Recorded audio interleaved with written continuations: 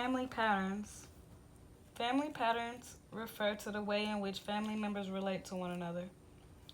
Examples of a family pattern include autocratic, patriarchal, matriarchal, and democratic patterns.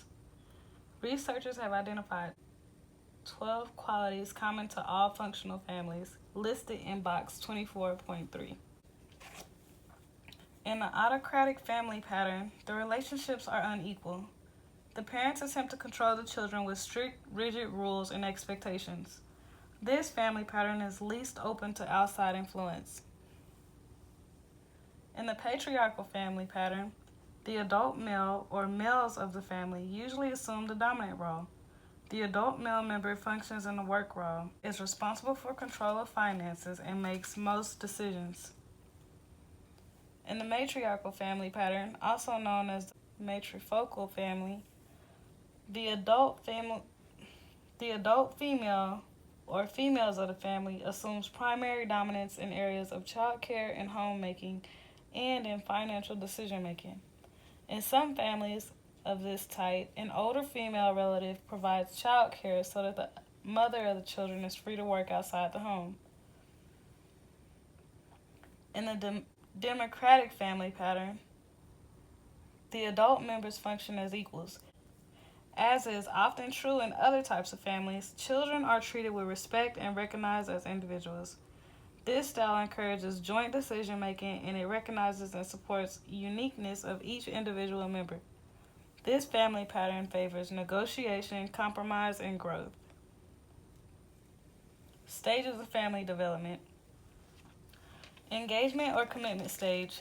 The engagement or commitment stage begins when the couple acknowledges themselves and others that they are considering marriage.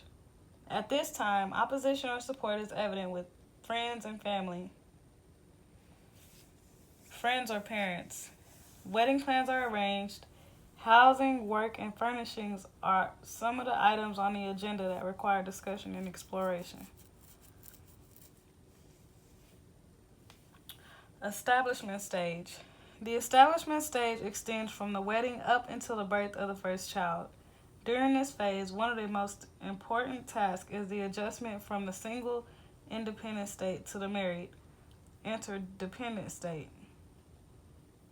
The challenges that face the newly married couple, including learning to live with one another, and together managing two-person decision-making, conflict resolution, and communication. The relationship established with the couples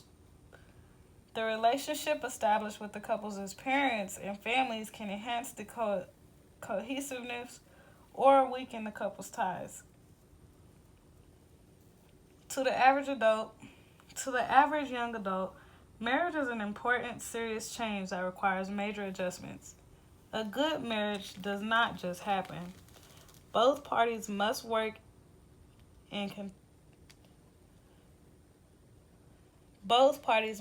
at and contribute to a marriage for success. Commitment, goals, and respect for each other require equal time and energy. Success at marriage satisfies Erickson's task of intimacy and helps fulfill individuals' need for love and belonging. Expectant stage. The expectant stage begins with conception and continues through the pregnancy. One of the most important decisions of a person's life is that of starting a family. Many people describe becoming a parent as one of the most challenging and most rewarding roles in their life. Pregnancy requires physiologic and psychological adjustments. Many important decisions must be considered during pregnancy, including childbirth methods, continuation or modification of employment, child care, and feeding methods. The desired outcome of pregnancy is that a bond or attachment is established between the parents and the new baby. Ethical considerations. The agreement a woman makes to be artificially inseminated voluntarily or for a fee to bear a child and then relinquish the parenting rights to the baby's natural father or another couple is called surrogacy. Presently, no national law exists regarding surrogacy, and state laws vary. A surrogacy can cost $100,000 or more with added costs, including medical expenses and insurance. And often, insurance companies do not cover surrogacy expenses. Parenthood stage. The parenthood stage begins at the birth or adoption of the first child. The transition to parenthood is a major event. Even couples with good preparation express a great deal of anxiety associated with the onset of this new role. One of the most frequently described problems is lack of time. Less free time, less sleep time, less time together, and less intimate sexual time. Compounding the lack of time is the stress of parenting and the self-doubt about ability and competency in this new role. Disengagement state of parenthood. The disengagement stage of parenthood is that period of family life when the grown children depart from the home. The role of parenting changes during this phase of life. The departure of children does not end the role of parenting. Although grown children perhaps do not live with their parents, they usually continue to need emotional guidance and some financial support. Many grown children return to living at home for financial reasons. Regardless, during the disengagement stage, couples or the single parent need to redefine personal roles and structure time so that there is a sense of usefulness, accomplishment, and self-fulfillment. Senescence stage. The senescence stage is the last stage of the life cycle and requires the individual to cope with a large range of changes. For the older adult, the family unit continues to be a major source of satisfaction and pleasure. Most older adults prefer to live independently. The greater life expectancy for women means that older women commonly outlive their spouses and continue life alone. Most older adults have regular contact with other family members. The grandparenting role requires new adaptations, such as changing one's roles and sense of identity. In the past, grandparents often lived with their extended families because they had to, not necessarily because they wanted to. Grandparents today are independent. Grandparents want close, stable, emotionally satisfying family ties. Simultaneously, they tend to want an independent life away from kin. They want to see and love their grandchildren but not be responsible for them. Causes of family stress. Various stressors affect the family unit. Chronic illness, abuse, and divorce are some of the most common factors. Stress, when it occurs, affects everyone at all ages. Like adults, children often have feelings of stress.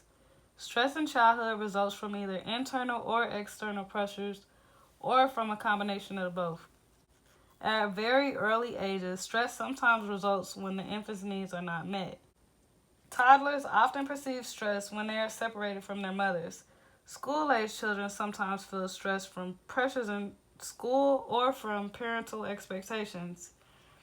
Even social interactions at this stage have the potential to be somewhat difficult and stressful. Parents need to observe and listen to their children and be watchful for signs of stress. They must be ready to help their children deal with the stress. One way to help is to anticipate what holds stress potential and to prepare children ahead of time. For example, if the child is starting a new school, the parents should talk about it before the day of the event and allow children to express their feelings. Children must know that having uneasy feelings is all right. Children need to have someone validate their feelings. Talking about what is causing the child's uneasy feelings helps minimize the child's discomfort and helps bring out possible solutions. Common signs of stress in children: mood swings, acting out behavior, changing eating or sleeping patterns, frequent stomach aches, headaches, or unexplained somatic symptoms, excessive clinging to parents, thumb sucking, bedwetting, return to behavior typically of an earlier stage of development. Okay. Chronic illness. Chronic physical or emotional illness of the parent or the child affects all family members. Factors such as financial resources, family stability, and the adequacy of the support system determines an individual's ability to cope with a family member's chronic illness. Working mothers. Alternative family patterns are more common, and today's families often experience change and must adjust to new circumstances. Changes to the family's composition and economic factors have resulted in more women in the labor force. Working mothers are considered common today. Aside from the financial rewards, many believe that working mothers create a wider range of valid role models for young children. Many working mothers compensate for the time they are not with their child by establishing quality time during their limited at-home time. Some fathers opt to assume primary child care responsibilities. Certainly, when both parents work outside of the home, caregiving arrangements must be considered. Child care is sometimes available. Some of the various forms include in-home care by a relative or paid caregiver, and out-of-home care in an organized or group setting. The federal government and most states have regulations that control and regulate staff size and safety issues concerning daycare centers. Optimal qualities in daycare center include the following: a balance of age-appropriate educational structure in an open environment, ample space with a variety of materials and activities, small class size with appropriate staff-to-child ratio, an environment that fosters active staff involvement, positive encouragement, and high-quality care in a safe and healthy environment. Abuse. Abuse refers to physical, emotional, financial, and verbal abuse, sexual assault, and neglect. Approximately 700,000 American children are victims of child abuse each year. In 2014, more than 1,500 children died from abuse and neglect in the United States. Children younger than 1 year of age have the highest rate of victimization, and the abuser is most commonly a parent. Certain objective and measurable factors are related to family violence. They include financial strain, social isolation, low self-esteem, and history of abuse. The presence of several of these risk factors raise the risk that an individual will resort to abuse. The following are some common characteristics of parents who abuse their children. They will abuse themselves as children. They are often loners. They are harsh, strict, and punitive. They have unreasonable expectations, and they are immature, lack self-control, and have low self-esteem. Early recognition, prompt reporting, and prevention measures are called for to help detect and end all forms of abuse and neglect. Divorce. Divorce is widespread. It continues to affect more than 1 million children annually. The effects of a divorce on children are varied and complex. One of the factors is the age of the child at the time of the divorce. Younger children often feel abandoned and believe they are no longer loved by both parents. Other factors that sometimes affect the child are the bitterness and conflict surrounding the divorce, the child's prior relationship with the absent parent, the effects of the divorce on the custodial parent, and the post-divorce relationship of the parents. Many children have reconciliation fantasies for extended periods after the divorce is finalized. Changes in one parent's status creates change in emotional milieu, family role, finances, lifestyle, and the neighborhood to which the child has lived in prior to the divorce.